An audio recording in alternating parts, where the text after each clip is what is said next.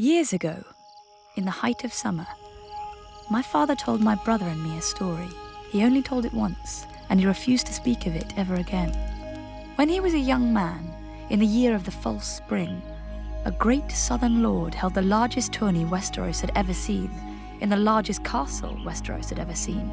Knights and lords from across the 7 kingdoms made their way, drawn by the spectacle and the size of the champion's purse. Even the king was rumoured to be attending, though none had seen him in years. Ours is a small house, and my father had come only to be part of the magnificence, whose like he'd never see again. One afternoon, he was walking across the field, enjoying the warm spring day, when he was set upon by 3 squires. None were older than 15, yet all were bigger than him. This was their world, as they saw it, and he had no right to be there. They snatched away his spear and knocked him to the ground, cursing him for a frog-eater. Every time he tried to rise, they shoved him down and kicked him when he curled up on the ground. But then they heard a shout. "That's my father's man you're kicking," howled the she-wolf. Lyanna Stark, the young daughter of Lord Rickard Stark, Warden of the North and my father's liege lord. Lyanna laid into the squires with a tourney sword, scattering them all. My father was bruised and bloodied, so she took him back to her tent to clean his cuts and bind them up with linen. There, he met her brothers, Wild Brandon, who led them, the quiet Eddard, and Benjen, who was the youngest of the 4. That evening, there was to be a feast in Harrenhal to mark the opening of the tourney, and Lyanna insisted that my father attend, as he was of high birth with as much a right to a place on the bench as any other man. She was not easy to refuse, this wolf maid, so my father borrowed suitable clothes from Benjen and went up to the great castle. Under Harren's great roof, my father ate and drank with his fellow Northmen. A black brother beseeched the knights to join the Night's Watch, to snickers and smiles. Prince Rhaegar sang a song so sad that it brought tears to Lyanna's eyes. But when Benjen teased her for it, she poured wine over his head. Lord Baratheon drank down a night of skulls and kisses in a wine cup war. My father remembered a beautiful woman with purple eyes, who danced with Sir Barristan Selmy and several others. As the end of the evening approached, Brandon Stark asked her for one more dance on his shy brother's behalf, and so Eddard Stark shared the last dance of the celebration with Lady Ashara Dane. Abruptly, the hall went quiet. The Mad King had come after all, and was now entering the hall with his Kingsguard. He hadn't left the Red Keep in years, and none could believe the state of him.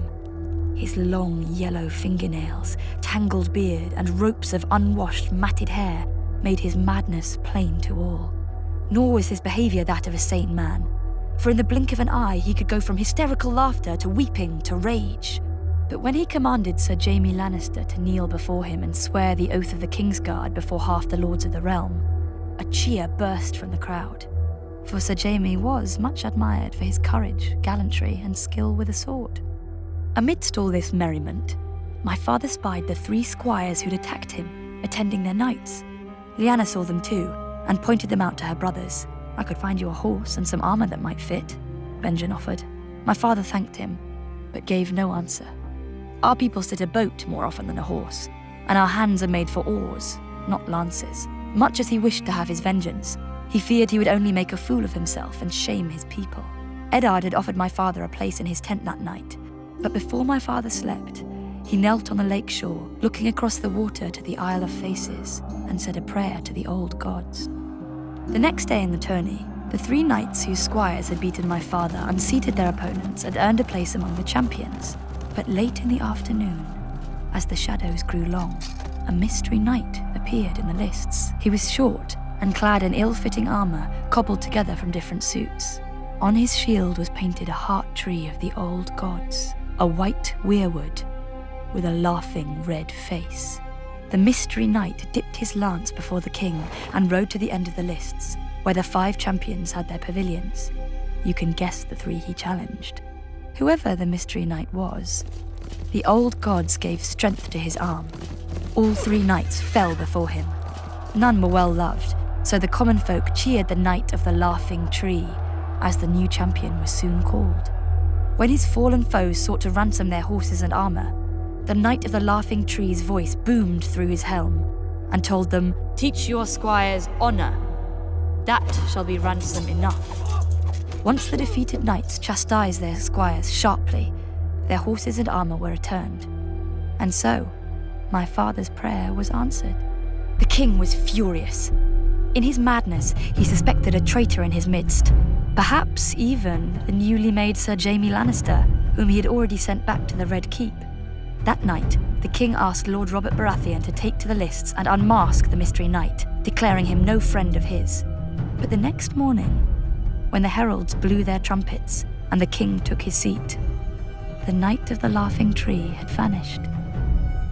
All they ever found was his painted shield, hanging abandoned in a tree. My father's tale ended here. He never spoke more of Harrenhal, though he must have seen Prince Rhaegar's victory. Some whispered that Prince Rhaegar himself had arranged the entire tourney in secret, as a way to gather the great lords and address his father's apparent madness, perhaps even remove him from the Iron Throne. But when I asked my father about this, he only shrugged sadly. What Rhaegar intended, none can say, but all know what he did.